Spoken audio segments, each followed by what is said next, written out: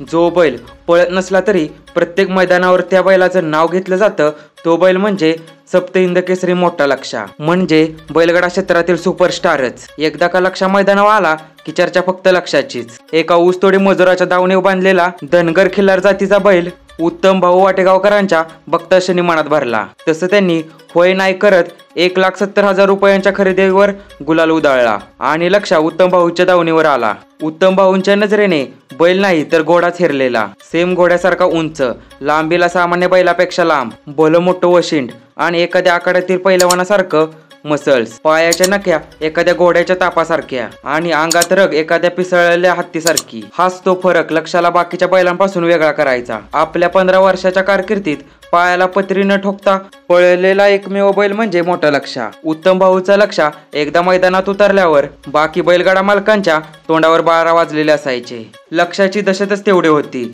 लक्षा आखाड्यात उतरलाय आणि त्यानं फायनल मारली नाही असं कधीच झालंच नाही। कोरेगाव पुसेगावची हिंद केसरी मैदाने 3 वेळा मारण्याचा पराक्रम लक्षाने गाजवला आहे। लक्षा 7 वेळा हिंद केसरीचा मानकरी झाला आहे।